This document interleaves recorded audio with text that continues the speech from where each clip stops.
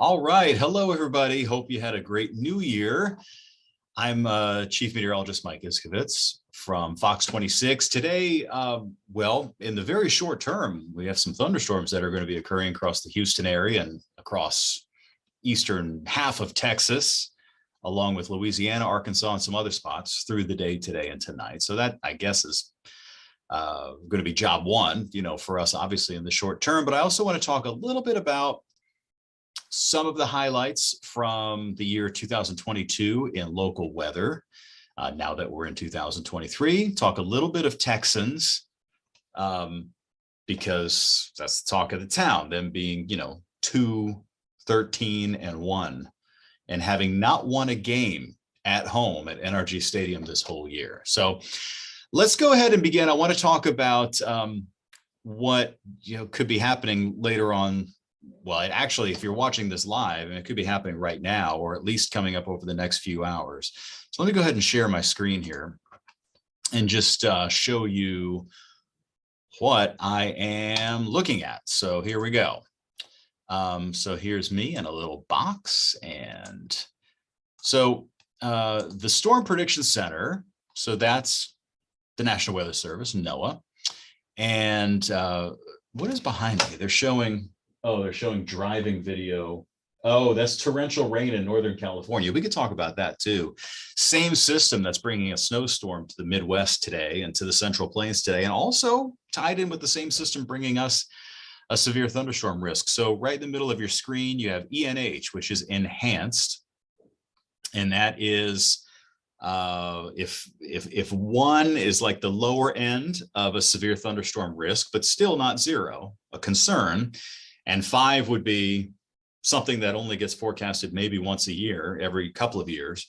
A 3 is generally a forecast that coincides with a scattering of severe thunderstorms, including some tornadoes. In fact, when we look at, this is just the severe threat itself. Oh, hold on. Let me take this real quick. I'm going to pause. Hello, Jose. Hey, man, Happy New Year to you. How are you?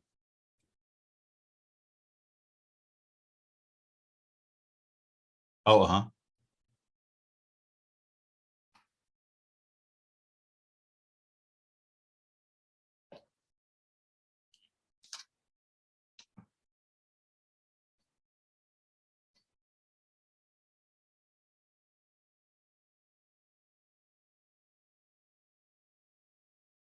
Okay. Can I do it in about 10 minutes? Because I'm actually recording my daily thing now that I got to do. So can I call you back in like 10 minutes?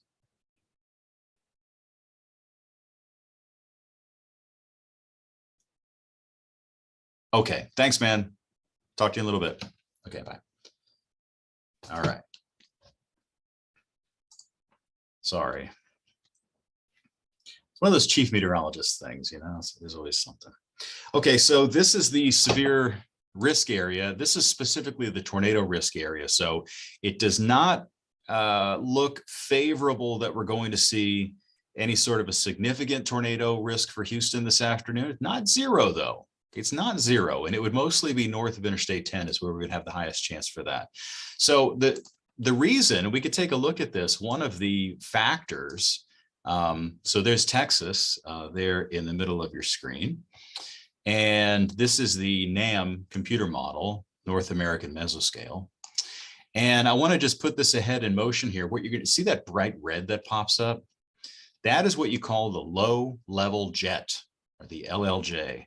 So that is, most of the time when we talk about the jet stream, we're talking about 5 to 6 miles up in the atmosphere, as that sort of river of air up at where jet aircraft fly. But there is a low-level jet as well that forms here over Texas and tends to feed into severe thunderstorms, sometimes in Tornado Alley, sometimes across the Deep South.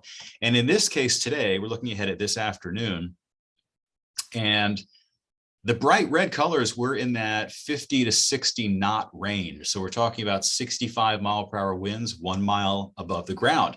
The reason that's important here is that if and when we get thunderstorms forming beneath this red area, that momentum that's just a mile above the ground can be transferred right down to the surface. So you've got this air, moving at 65 miles per hour. And then if you have rain that falls through it, it becomes more dense and starts to fall. And then whoosh, now you've got wind damage at the surface. So that's going to be one of our concerns for this afternoon. And then that shifts off toward the east. You'll see that here, this is Tuesday morning. So our chance of the, widespread wind damage would be going way down then. And then it all goes off toward the east. So this is our main area of concern, guys, for this afternoon between now, if you're watching this live, and through the early evening. And then it's going to be shifting off toward the northeast Texas, into Arkansas, and maybe Missouri as well. So that's our severe thunderstorm threat today. I also wanted to show you a couple of really quick things here that I've been thinking about, and that is the freeze of 2022 compared to the freeze of 2021. And I wanted to show you a couple of products here, text products. This is the climate report from February of 2021 compared to what we just went through a week ago in December of 2022. And I want to show you why, even though we got very cold this time, almost as cold for our low temperatures, the impact wasn't as great as it was in 2000. So the blue highlighted area I have starts off with the day. So you see these days there on the left side, 22, 23, 24, that's the day of the week, obviously, this area here that I have circled. And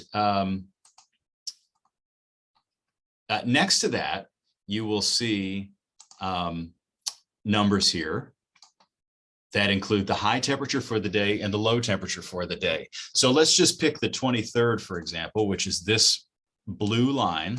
So on December the 23rd, of course, 2 days before Christmas, we had a low temperature of an incredible 15 degrees. That is a hard freeze. That afternoon, we made it to a high of 32. So obviously very, very cold, but we hit just at the freezing mark in most locations.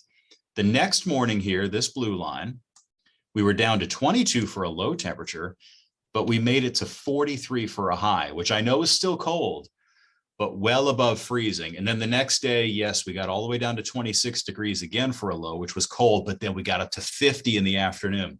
The next day, 61 in the afternoon. So we had very cold mornings, but we had sunny afternoons, and we didn't have snow and ice around like we did back in the freeze of 2021. So let me show you this. Here's February 2021, and let me pick this date of the 15th, which was President's Day. We had a low temperature that morning of 16, and it wasn't a dry 16 degrees. It came along with snow and ice. So now you have this layer of snow and ice all over the place. Even though the sun came out, okay, you had these harsh north winds, plus the sunlight is now reflecting off of the ice in the snow. So you don't warm up. So that day, we hit 16 for a low, but only 25 for a high. Remember what I just showed you on 2 days before Christmas, we got down to 15 in the morning, but rebounded to 32. This time we only got up to 25 in the afternoon. And then the next day was just really the straw that broke the camel's back with a low of 13. And then for the next few afternoons, we only got up to 35, 37, and 40. So we made a much, much quicker recovery December this year than we did in February last year, or February 2021, mostly because of the snow and ice. Because whenever you have snowpack, and everything was covered in snow and ice at that point, when you had that in place, the sun is not able to warm up the ground because it actually does reflect. And that's why when there's snowpack up north, a lot of times it's slow to melt because it takes a long time for the ground to warm up. So that's one of the big differences why the freeze in 2021 was so much more impactful than this freeze of this last December. Previously in the year, a couple of the things that were noteworthy were a couple of tornado outbreaks. And this comes to us from the National Weather Service here. Back in January, almost this time of the year, back at last year, we had an outbreak of tornadoes, numerous tornado warnings and severe thunderstorm warnings, flash flood warnings. And this happened the night of the January 8th into the morning of January 9th, there were several tornadoes reported, and also approximately 10 inches of rain near Roman Forest. That's up to the north of Kingwood, and it is in Montgomery County. And there were some roads that were closed in Liberty County. So there was an EF1 tornado that hit Humble. There was an EF0 in Montgomery County, which is still 70-mile-per-hour winds. Harris County had a tornado. This was 90-mile-per-hour near Spring Branch, which is a very populated area of the northwest side of Houston. Kingwood, oh yes, and there was this one that moved directly over Bush Intercontinental. That one was an EF0, fortunately, but yeah, I do remember that. There was another tornado outbreak that took place in March, which is more of a time of year you would maybe associate with tornadoes, although we get them any time of the year. So this event on March 21st spawned 7 tornadoes, at least 7 confirmed tornadoes. Most of them were EF0s, but Crockett, well to the north of Houston, did have an EF2. So it was a pretty active year in 2022. Obviously, the most memorable thing will be the December freeze, the heat during the summertime, the high heat and drought conditions, which normalized themselves in the fall, and then some early year supercell thunderstorms. What I want to leave you with is I want to talk a little bit about the Texans and my thoughts on the Texans. Not that my thought means anything. I'm a fan just like you are. Everybody's entitled to their opinion. We're all football fans. I mean, when I moved here to Houston, we didn't have a football team, and we were really excited to get the Texans. And of course, we still love the Texans, but it's been now 21 seasons, and we got to get something going here. I know we had a few good years there with, remember back in the days when Matt Schaub and Andre Johnson and Arian Foster. I mean, we actually had like a really good team, a good JJ Watt, obviously, and we were scoring a lot of points and, making a run. And now it just seems like a little bit, I don't know. So I think that we should be in the running to maybe, this is just me, instead of rolling the dice and taking a chance on picking a quarterback number 1. And by the way, we do have another first round draft pick too. I think we have the 11th or 12th pick. Picking a quarterback either at one of those 2 spots and just rolling the dice and saying, I hope he's good, because sometimes these first number 1 picks don't work out. I say we get Derek Carr. Now, Houston had a chance to draft Derek Carr in the 2014 draft.